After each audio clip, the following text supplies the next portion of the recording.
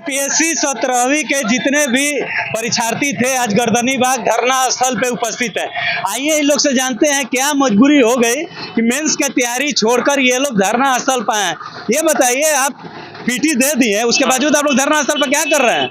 धरना स्थल पे हम लोग प्रोटेस्ट कर रहे हैं कि हम लोग डिमांड कर रहे हैं कि एग्जाम फिर से हो, क्योंकि बापू सभागार परीक्षा परिसर जो सबसे बड़ा एशिया का सबसे बड़ा परिसर है, जहां 12,000 स्टूडेंट एग्जाम दिए थे, वहां पे भारी मात्रा में चीटिंग हुआ है। वहाँ पे मेरे बहुत सारे दोस्त लोग भी जो एग्जाम दे रहे थे वो लोग बोले कि मेरे को क्वेश्चन जो सील था उसका वो खुला हुआ मिला है और एक दूसरे के बेंच पे जाके सब चीटिंग कर रहा है, मोबाइल से क्वेश्चन देख रहा है। और पहले तो बोला था कि बीपीएससी की 50% यूपीएससी के पैटर्न पे होगा, क्वेश्चन उस हिसाब से आएगा, लेकिन सब दिया एक एक वन लाइनर। अगर मान लीजिए जिस बच्चे के हाथ में मोबाइल है उसको कितना मिनट लगेगा भाई साहब वन लाइनर क्वेश्चन को ढूंढने में, और सब मोबाइल से देख के दिया, एक दूसरे के बेंच पे जाके एग्जाम दिया है। तो ये सही तरीके से एकदम एग्जाम नहीं हुआ, गलत तरीके से हुआ। तो इसलिए हम लोग डिमांड कर रहे हैं कि री एग्जाम फिर से हो, सब कुछ हो और इस बार अच्छे तरीके से लिया जाए बिना किसी कमी से।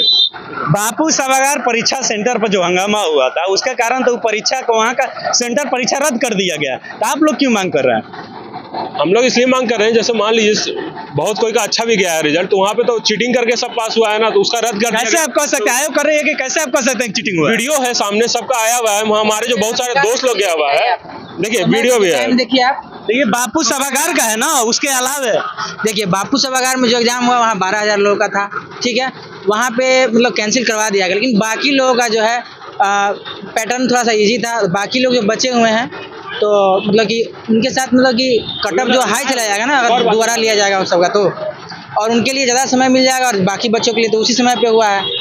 तो क्या कर रहे हैं आप? एक तो पहले लोग पैटर्न पता चल गया कि किस हिसाब से आएगा क्वेश्चन। अगर मान लीजिए सेम पैटर्न रिपीट करता उसी तरह का क्वेश्चन लिया जाता, तो जो पहले से दे चुका है एग्जाम उन लोग तो पता है कि भाई इसी तरह का आएगा, उसी वही सब टॉपिक कुछ कुछ रहेगा, उसी को चुन के पढ़ लिया जाएगा। तो क्वेश्चन तो आपको पता चल गया कहाँ से गिर रहा है क्वेश्चन, तो वो तो फिर सही नहीं ना होगा, वो चीज सही नहीं होगा। ये बताइए आपका सेंटर कहाँ दिया था? मेरा सेंटर तो मोतिहारी था। मोतिहारी सेंटर था, तो आप तो का तो सेंटर आयोग कर रहे है कि बापू सभागार परीक्षा सेंटर छोड़ के और कहीं कुछ धांधली या आरोप प्रत्यारोप या धरना नहीं हुआ, तो आप लोग काम क्यों कैंसिल करें? देखिए 2-3 मुद्दा पहले हम बात करना चाहेंगे। सबसे पहला मुद्दा, आप जो क्वेश्चन को बोले थे 50 से 70% क्वेश्चन जो है यूपीएससी के लेवल पे होगा, आपने वो नहीं किया, चलिए ठीक है, लेकिन आप जब शुरू से बोलते आ रहे हैं कि हम नॉर्मलाइजेशन के अभी आप हंगामा जो पिछले बार हुआ था नॉर्मलाइजेशन को लेकर के, अभी आप जब री एग्जाम कराइएगा तो किस तर्ज पे आप लोगों का मार्क्स निकालिएगा? आपने इस पर कोई क्लैरिफिकेशन नहीं दिया। सबसे बड़ा मुद्दा यह है कि आपने क्लैरिफिकेशन ही नहीं दिया। शुरू में ही यही ड्रामा था आपका, क्लैरिफिकेशन ही नहीं दे रहे हैं, आपके पास में कोई आउटकम हो ही नहीं रहा है। जब भी आपसे कुछ हो रहा है, अभी कुछ रिसेंट में हम लोग न्यूज देखे थे, उसमें बोला जा रहा था कि क्वेश्चन पेपर जो है फट ही नहीं सकता है, तब 2 मिनट बाद उसका वीडियो आता है, एक पत्रकार ही देखते हैं, ऐसे करके फाड़ देते हैं। जब आपका खुद पे भरोसा नहीं है आयोग को, आयोग ही यहाँ पे अयोग्य है। सिस्टम ही है कि चीजों को ऐसे बरगलाया जा रहा है, लोग को परेशान किया जा रहा है। ऐसा किसी को मजा आ रहा है क्या यहाँ पर आकर के करने में? पिछले बार बोला गया कि 80,000 4 लाख को हम 80,000 के लिए हम फालतू में बर्बाद नहीं करेंगे, 500-600 बच्चों के लिए बर्बाद नहीं करेंगे। इस बार आप बोल रहे हैं 12,000 के लिए हम 80,000 को 4,80,000 को बर्बाद नहीं करेंगे। आप सिर्फ और एक सिर्फ मोनोटोमस बना ली है अपने मन में कि हम इसको नहीं करेंगे, उसको नहीं करेंगे। आप क्या कर रहे हैं? आप लीजिए ना आउटकम, आपसे बस इतना उम्मीद किया जा रहा है कि आप एक फेयर एग्जाम लीजिए, आपसे और कोई उम्मीद नहीं किया जा रहा। अगर आपका फेयर एग्जाम होता तो 12,000 लोग का कैंसिल करने के बात ही नहीं होता।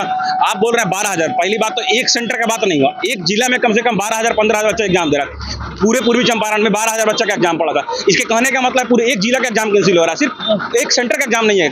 मेरे सेंटर में 500-600 बच्चा का एग्जाम था मात्र। उस तरह से देखा जाए तो एक सेंटर सिर्फ बापू सभागार नहीं है, बापू सभागार एक कॉम्बिनेशन ऑफ सेंटर्स है। आप मान के चलिए 50 सेंटर का एग्जाम इकलौता ले रहा है वो, एक सिर्फ पर्टिकुलर इसमें 30,000 बच्चा का सिलेक्शन होने वाला है पीटी में। अगर हम री एग्जाम लेते हैं, अगर यहाँ से 50% बच्चा का भी सिलेक्शन होता है, जो कि पैटर्न पता है, तो आप तो ऐसे ही कंपटीशन खत्म कर दिए, ऐसे ही बर्बाद कर दिया। आप नॉर्मलाइजेशन के बारे में बोल नहीं रहे हैं। अगर दोबारा पेपर होगा तो नॉर्मलाइजेशन कैसे नहीं होगा? बिना नॉर्मलाइजेशन का आप कैसे जीएस में ऐसे भी बिना नॉर्मलाइजेशन का कैसे आप डिसाइड कीजिएगा कि इसका कटअप इतना जाएगा, इसका कटअप इतना जाएगा, कैसे पूछ सकते हैं? तो इसमें बोलना चाहिए कि आप या तो क्लियरिटी दीजिए लोगों को या फिर री एग्जाम कराइए।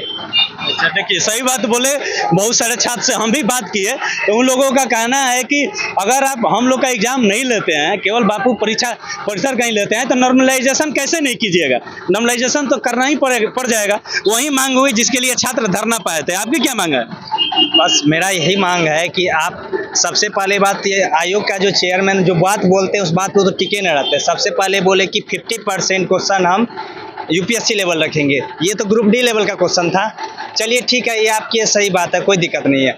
उसके अलावा अभी जो एग्ज़ाम करा रहे हैं ये 12,000 का, तो ये क्या लगता है कि इसको टाइम तो मिल गया, ये अच्छा से तैयारी करके देंगे तो जो कैंडिडेट जेन्युइन कैंडिडेट का नंबर आ रहा है, कट ऑफ कितना जाएगा ना, ये लोग ऑटोमेटिक बढ़ा देगा कट ऑफ, है ना। और इसलिए मेरा कहना है कि आप 12,000 कर रहे हैं ना, किस बेसिस पे आप रिजल्ट दीजिएगा। इससे अच्छा है कि आप फिर से एग्जाम कंडक्ट कराइए, री एग्जाम लीजिए। जी, मैं भी इस जो भी धरना है हो रहा है इसमें सपोर्ट करता हूँ, और मेरी भी यही सेम डिमांड है कि एग्ज़ाम हो तो पूर्णतः सबकी हो। क्योंकि जैसा मेरा भी सेंटर मोतिहारी था, वहाँ पे भी मैंने देखा कि बहुत सारी उल्टी सी चीज़ें हो रही थी। मेरे सेंटर पे जो हमारे टीचर थे वो हमें कभी सिट उल्टा बांट रहे थे, कभी कुछ कर रहे थे, कभी हल्ला वल्ला सब हो रहा था, माइक से आवाज़ आ रहे थे। और बहुत सारे बच्चे लेट से भी एग्ज़ाम में एंट्री किए हैं, 11:30 बजे तक एंट्री की है एग्ज़ाम सेंटर में। और जहाँ तक ये बात रही परीक्षा सेंटर की, तो वही बात है कि एक सेंटर की नहीं, एक जिले की एग्ज़ाम हो रही है, तो यहाँ पे कैसे मार्क्स डिसाइड होगा, इस पर तो भाई क्वेश्चन मार्क है ना। और जहाँ तक है कि एग्ज़ाम तो भाई पास होना ना होना ये बात ही बात है, बट एग्ज़ाम का प्रोसेस फेयर होना चाहिए, प्रोसेस फेयर एंड जस्ट होना चाहिए ना। क्योंकि फिर ये इनजस्टिस है हमारे साथ, हमने एग्ज़ाम दिया, बाकी लोग ऐसे हुआ, पूरा सिस्टम ही उल्टा पड़ रहा है ना। ये तो फिर नॉर्मलाइज होगा, फिर हमारा मार्क्स कैसा कट ऑफ ऊपर जाएगा नीचे जाएगा, कुछ डिसाइड ही नहीं है ना। डिसाइड नहीं, उनका पेपर हार्ड आएगा, इजी आएगा, फिर कैसे क्या होना ना होना वो बात की बात है। बट हम बस सपोर्ट कर रहे हैं कि ये एग्जामिनेशन एक अच्छे फेयर प्रोसेस पे हो, और एग्जामिनेशन हो सबकी हो, वरना क्या ही कहूँ मैं तो निशब्द हूँ। माने चाहते हैं कि पूरे बिहार में जितने परीक्षार्थी सबका री एग्जाम होना चाहिए। बिल्कुल सबका हो, हम एक सेंटर का नहीं सबका हो, क्योंकि ये एक पूरा जिला केस होने वाला है, जिससे नॉमिनेशन होगा ही होगा, सबका एक एग्जाम हो। आपका क्या कहना है? मेरा भी सेम कहना है, जो एग्जामिनेशन हो तो सबका हो और फेयरली तरीके से हो। क्योंकि अगर मान लीजिए वहाँ पे बाबू सगार में अगर एग्जामिनेशन होगा तो किस बेसिस पे उसका मार्किंग जो होगा फिर किस बेसिस पे होगा। क्योंकि मान लीजिए उसका अगर पेपर इजी आ जाएगा तो वो 2 दिन में लूसेंट रख के जाएंगे और वो उसका सबका सिलेक्शन हो जाएगा 15,000 का। और मान लीजिए उसका टफ आ जाएगा तो उस 15,000 में एक भी का सिलेक्शन नहीं होगा। तो ये सब बातें इक्वलिटी होना चाहिए सबके साथ, यही चाह रहे हैं, जो एग्जामिनेशन हो फिर से हो और फेयरली के तरीके से हो। फिर से एग्जाम हो। आप कहाँ से हैं? हम तो सुपौल से आए हैं सर। ये बताइए, हम विगत महीना से देख रहे हैं आप लोग का नोटिफिकेशन आता है बीपीएससी का, परीक्षा का जैसे नज़दीक आता है डेट तो आप लोग जाके बीपीएससी आयोग के ऑफिस के सामने धरना देते हैं नॉर्मलाइजेशन के मुद्दा पे। फिर परीक्षा सेंटर पे होता है बापू परीक्षा पे, एग्जाम देने के बाद यहाँ फिर गर्दनी बाग में आप लोग जुटे। ये क्या हो रहा है 17वीं बीपीएससी? सर, पढ़ने वाले बच्चे धरना नहीं देते, उनकी कोई मजबूरी होती है इसलिए वो धरना देते हैं। हमारा नॉर्मलाइजेशन के लिए इसलिए आवाज उठाएं क्योंकि हमारे साथ अन्याय हो रहा था, अभी भी फिर अन्याय हो रहा है। क्योंकि बापू परीक्षा सेंटर में आप बोल रहे हो कि पहले तो बोल रहे हो कि कोई गड़बड़ी नहीं हुई है, दूसरी बात आप बोल रहे हो कि फिर जाके कैंसिल किया जाए। चलिए आपका मानते हैं कैंसिल कर दिया, 15,000 अप्रॉक्स वहाँ स्टूडेंट बैठेंगे, एक जिला के बराबर तो होता ही है सेंटर का। अगर मान लीजिए उनका पेपर अगर सेम लेवल का आप करते हो तो हो सकता है 15 दिन का टाइम दो। लूसेंट पढ़ना 15 दिन में बहुत बड़ी बात नहीं है, हो सकता है वो कट ऑफ हाई कर दे। दूसरी बात, अगर आप डिफिकल्ट देते हो पेपर, उनके साथ अन्याय होता है, कोई फेयर प्रोसेस होता नहीं है। और बोलते हो आप ऊपर से हम नॉर्मलाइजेशन नहीं करेंगे, प्रेस कॉन्फ्रेंस में ये भी बोलते हो कि दूसरी बार परीक्षा ले, तो भाई क्राइटेरिया तो बताइए कहाँ से आप इक्वल करवा देंगे। और हम लोग जो है, एक तो वो वन लाइनर क्वेश्चन देने का ये आपका डिसीजन है, इसमें हम कुछ नहीं बोल सकते क्योंकि सबके लिए आया है। हम चाहते हैं कि दूसरी बार भी आप सबके लिए एक ही प्रोसेस फॉलो करो, एक ही लेवल का क्वेश्चन दो, क्योंकि जो अच्छा होगा, क्वेश्चन कैसा लेवल देना है वो आपका डिसीजन है, उसमें हम कुछ नहीं बोल सकते। इसलिए हम चाहते हैं माननीय मुख्यमंत्री साहब से यही कुछ हमारा जो भी मतलब मुद्दा है उसे सुने।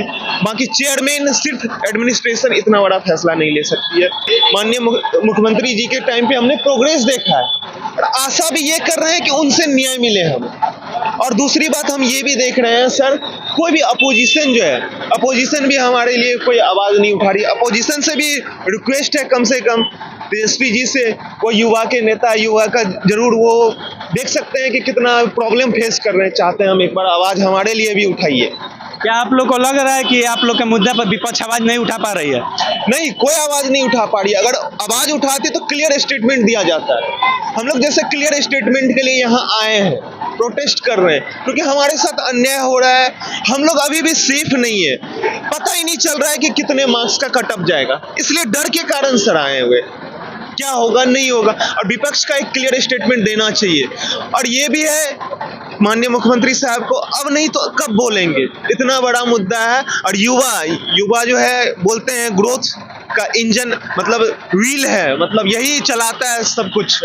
तो युवा पे थोड़ा ध्यान दीजिए, हम यही चाहेंगे, हमारे साथ न्याय कीजिए और एक तरह का एग्जाम लीजिए। जो अच्छे होंगे जरूर निकलेंगे, हम ये नहीं बोल रहे हैं हमारा ये होगा, दूसरे जो अच्छे होंगे जरूर निकले। एक प्रोसेस रहेगा तो सबको अच्छा लगेगा कि चलो हम इसके लायक नहीं थे कम से कम ये। और ये जो अभी इनजस्टिस हो रहा है उसका अलग ले रहे हो आप लेवल का एग्जाम, अब हमारा किस लेवल का एग्जाम ले रहे हो, या उनका डिफिकल्ट ले गए तो उनके साथ अन्याय होगा। तो ये थोड़ा फेयर प्रोसेस पे माननीय मुख्यमंत्री साहब को ध्यान देना चाहिए। कोई भी छात्र जो है ना वो पॉलिटिशियन नहीं है, उनको पॉलिटिशियन नहीं बनना है कि वो आएंगे रोड पे खड़े रहेंगे। आपको ही पता है सबसे ज्यादा बेरोजगारी बिहार में है, सब चाहते हैं कि हम पढ़ के ज्यादा से ज्यादा कम से कम कुछ ना कुछ नौकरी ले ले। हाँ, उनको लगता है कि हमारा बात नहीं सुना जा रहा है, हमारा गलत प्रोसेस से जो भी एग्जाम हो रहा है, चाहे कहीं ना कहीं गलती हो रहा है एग्जाम लेने में, पेपर लीक का मुद्दा कुछ भी, तभी आ रहे हैं छात्र। हम भी जो आए हैं अभी कम से कम अपना टाइम बर्बाद करके सुपौल से ट्रेवल करके इतना दूर से इसलिए आए हैं, हमें लग रहा है कि कहीं कहीं मुख्यमंत्री साहब हमारे साथ न्याय करेंगे। इसलिए देखिए छात्र का ये कहते थे कहीं ना कहीं मुख्यमंत्री महोदय हमारे साथ न्याय करेंगे। हम जाएंगे तो किसके पास जाएंगे? छात्रों का यही कहना है कि हम जाएंगे तो किसके पास जाएंगे? पूरे बिहार के गार्जियन माननीय मुख्यमंत्री महोदय हैं, इनसे इन लोग का गुहार है कि हमारी बातों को सुना जाए, परीक्षा को रद्द किया जाए। क्या यही मांगे आप लोग ना? सारे परीक्षा को रद्द किया जाए, सबके लिए एक प्रोसेस हो और जो अच्छे होंगे उसमें से निकल जाएंगे, अच्छे बच्चे आएंगे। हम भी चाहते हैं एडमिनिस्ट्रेशन में अच्छे बच्चे आए, अगर हम लायक नहीं है तो नहीं आएंगे, फिर अगले साल का प्रयास करेंगे, अगर अच्छे होंगे तो आ जाएंगे। देखिए इनका स्पष्ट कहना था कि हम लायक नहीं होंगे तो हम भी नहीं आएंगे, लेकिन फिर से सबका एग्जाम लिया जाए। ये बात कैसी लगी आप कमेंट बॉक्स में बताएं। अब चैनल पर नए हैं तो चैनल को सब्सक्राइब करें, लाइक करें और शेयर करें। धन्यवाद।